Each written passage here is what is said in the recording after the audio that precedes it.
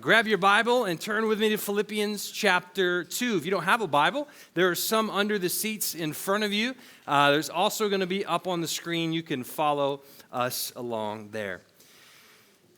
Back in 2013, Time magazine ran an article entitled, "Who's Biggest? The 100 Most Significant Figures in History." And they tried their best to build this list in an objective way using an algorithm that analyzed several historical factors. The list is about what you would expect. It includes many of the names we learned about in history class. There are presidents like Abraham Lincoln and George Washington, other world leaders like Adolf Hitler and Julius Caesar. There are artists like Shakespeare, philosophers like Aristotle, and scientists like Charles Darwin. There are also religious leaders like Muhammad, Gandhi, and the Buddha. But at the very top of that list, they found that the most significant figure in history is a man named Jesus of Nazareth. Now, regardless of what you think about Jesus from a historical perspective, that's hard to argue with. A few people, if any, have had an impact on so many different parts of the world over so long a period of time. Much of the last 2,000 years has been shaped by people's views concerning Jesus. But how did that happen? How did a Jewish carpenter who only lived into his 30s achieve this level of renown? How did a man who didn't travel the world, who never wrote a book, and who only amassed 100 or so followers in his lifetime become the most significant person to ever live? How did that happen? Well, you can probably guess what I'm going to say next. After all, we're here in a church. It's Easter Sunday, and the pastor just got up to give his spiel. Obviously, I'm going to claim that it's because of the resurrection. And then we'll all go home and have Easter lunch and take our naps, right? But I just want to lay all my cards on the table this morning. No preacher speak, no fancy religious talk. I'm going to be straight up with you. I want this morning to persuade you to believe that Jesus is not just the most important person to ever live, but that he is God. I want to show you that Jesus is not just another great religious figure at the top of a list, but that he's categorically different from every other person on the list. He's on a completely different list, and he's the only one there. Because he, and he alone, is presently reigning over the universe as God and King. And most of all, my prayer this morning is that you might come to see or be reminded that the entirety of your life here on earth and what happens after you die will be determined by whether you accept this man Jesus or reject him. I know these are really big claims to make, and I know there may be some of you here today who are skeptical. Maybe some of you who would say you flat out, you just don't believe Jesus rose from the dead. That's one of those myths. Or maybe you want to believe in something hopeful like that, but with the church and religion and religious people, that's just not your thing. I want you to know, wherever you are this morning, we're glad you're here. But if you'll give me the next few minutes, I want to do my best to make it clear why we believe what we believe about Jesus and why we make such a big deal about him even 2,000 years later. And why we would dare call him our King. When I say that Jesus is King, admittedly, we don't have a great understanding of what that means living here in America. We don't have a king here in these United States. In fact, we threw a bunch of tea in the Boston Harbor to ensure that we would not have a king here in these United States. However, our allies and friends in Britain still do have a king, and thankfully they got over the whole tea incident. A bunch of people did die in the Revolutionary War, but now we Americans have sort of a fascination with the British royal family. To be honest, I'm pretty ignorant about how this whole royal thing works across the pond, so I did what millennials do best, and I Googled it. We all know what we read on the internet is totally true, right? So I learned a lot about what it means to be the King of England. I still don't know what he does, but I learned the important stuff, okay? And I got to tell you, it's pretty good to be king. If you're in that family, you pretty much get whatever you want. For example, listen to this. King Charles, it said, does not even squeeze his own toothpaste. He has someone who literally puts his toothpaste on his toothbrush for him. Queen Elizabeth was known to have someone break in her shoes for her. Like before she would wear them, someone would walk around in them to make them more comfortable for her.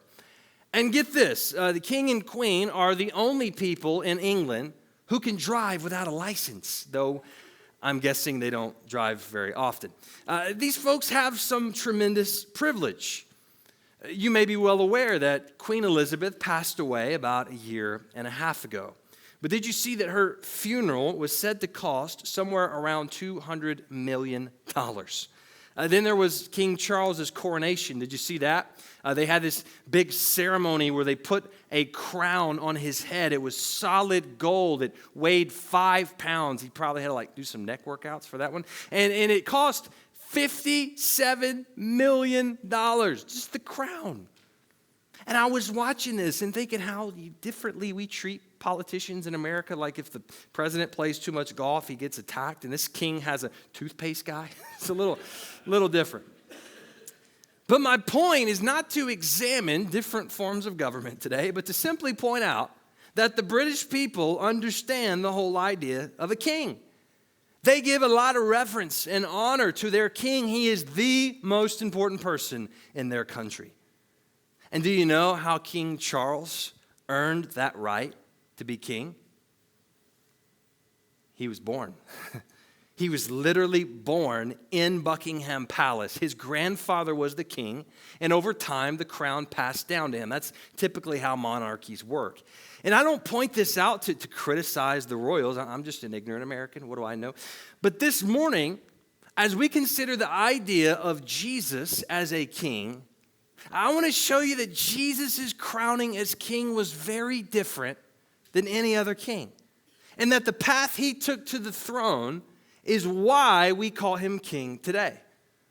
We see this path that Jesus took to the throne summarized by the Apostle Paul in a letter he wrote to a church in the ancient city of Philippi. Listen to this from Philippians chapter 2, verses 5 through 11. He says, "Have this mind among yourselves, which is yours in Christ Jesus, who, though he was in the form of God," that's Jesus, "did not count equality with God a thing to be grasped, but emptied himself by taking the form of a servant, being born in the likeness of men. And being found in human form, he humbled himself by becoming obedient to the point of death, even death on a cross. Therefore, God has highly exalted him and bestowed on him the name that is above every name, so that at the name of Jesus, every knee should bow in heaven and on earth and under the earth, and every tongue confess that Jesus Christ is Lord, to the glory of God the Father." Amen? There's two movements to this passage right here. We follow Jesus down and then up. He descends, then ascends. And in order to appreciate the up, we need to start with the down. And this requires understanding where Jesus was before he was born in Bethlehem. Maybe you never thought about that before, but before Jesus took on flesh as a baby, he was in heaven with God as God. That means Jesus has always, eternally been divine. That's what John chapter 1 teaches, and that's what verse 6 teaches us here. Jesus was in the form of God. So before Jesus walked this earth, he was in a perfect place in glory and honor in heaven, and that's what he left to come here.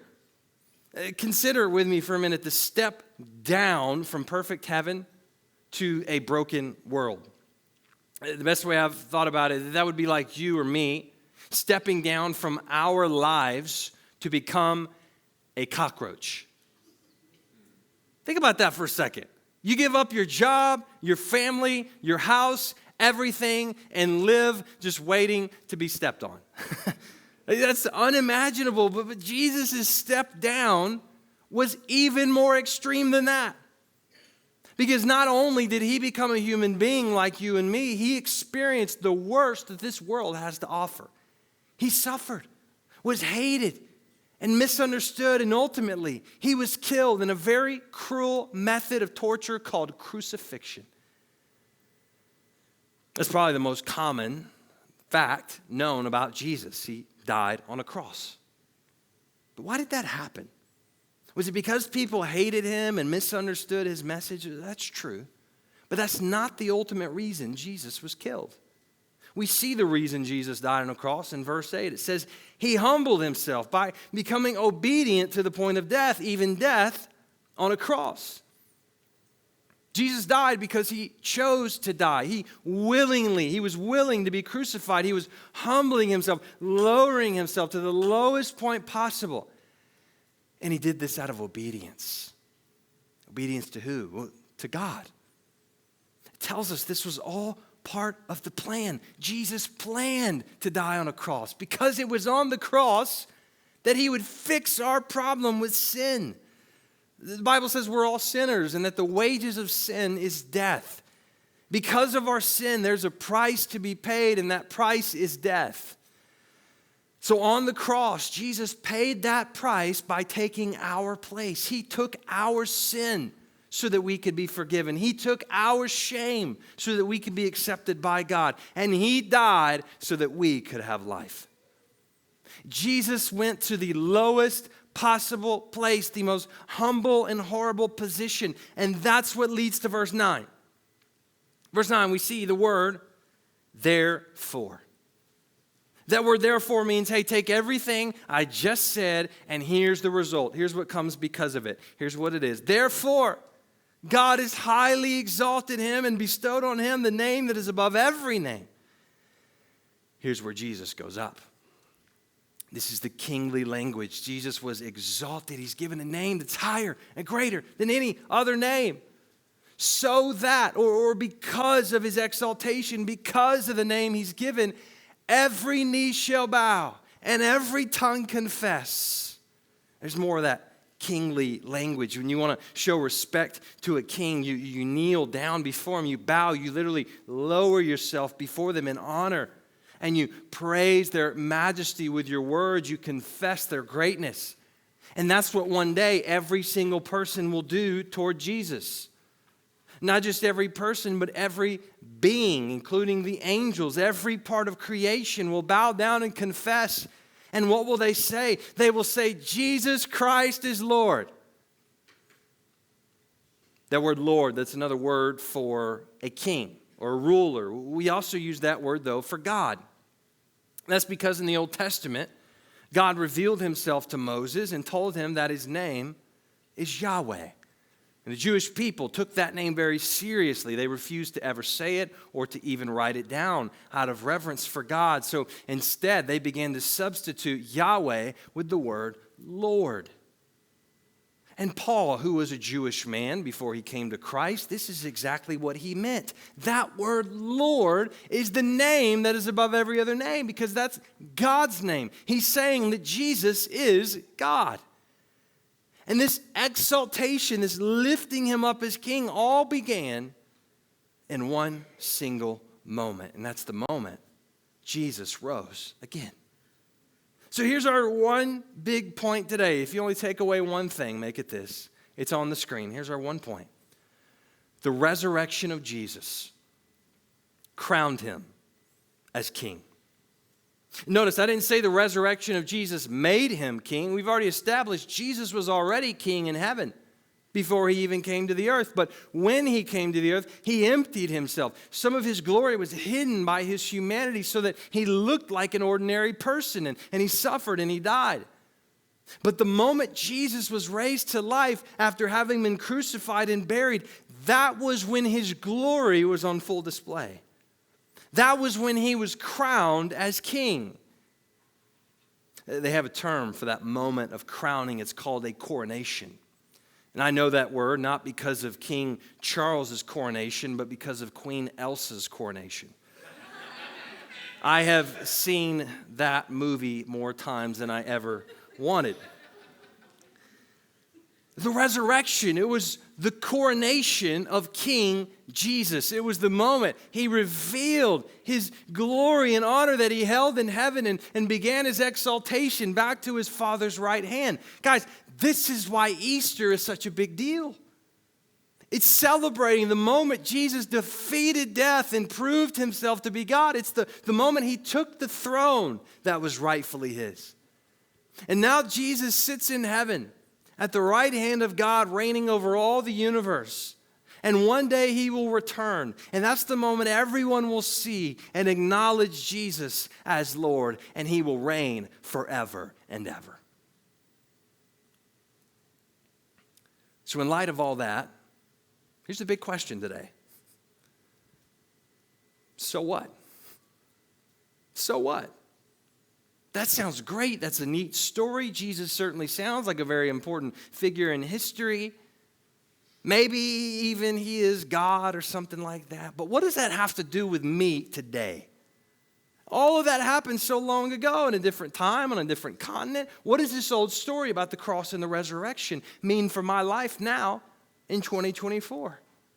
Why does it matter that Jesus is king? Well, to be honest, it matters to everything. Because Jesus is alive, because he is king, everything is changed. But before we go, if you'll just give me a few more minutes, I want to give you a few reasons why it matters in my life that Jesus is king. First off, because Jesus is my king, I have nothing left to fear. Think about it. My greatest enemy, death, has been defeated. The worst thing that could ever possibly happen to me has already happened. Death is dead. Passing away is just passing through to a better life. I don't have to fear death or disease. I don't have to fear people or pain. I don't have to fear accidents or ailments. I have absolutely nothing left to fear because Jesus is my king. Next, because Jesus is my king, I have a reason to live. When Jesus died, my old self died with him. My old, broken, confused self is gone. And when Jesus walked out of the grave, in one sense, my new life walked out with him. That means I'm a new person with new life and new priorities. I have a new king who has given me a new purpose.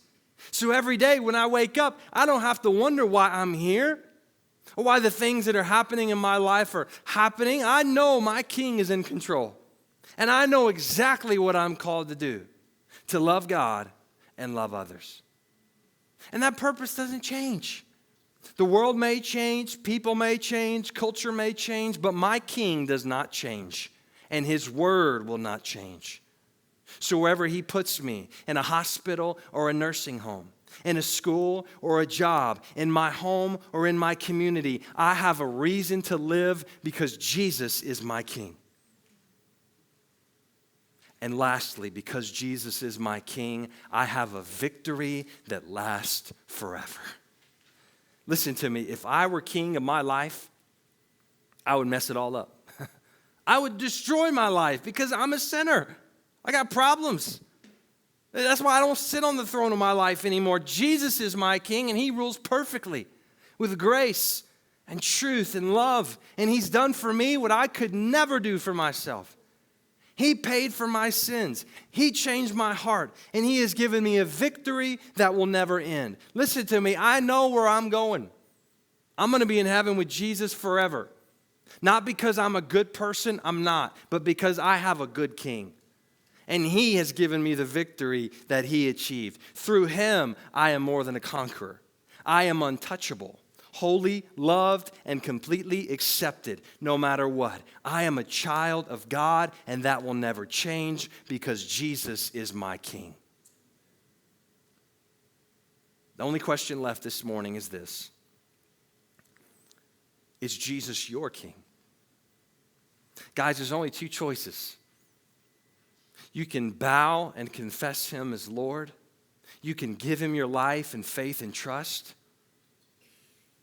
Or you can reject him and make something else your king. But there's only one king that came back from the dead. And as the great preacher S.M. Lockridge said, that's my king. Do you know him? Do you know him? He can be your king too. That's the good news, and that's the reason we're here today. It's all because Jesus is alive, and Jesus is king. Do you know him? Bow with me in prayer.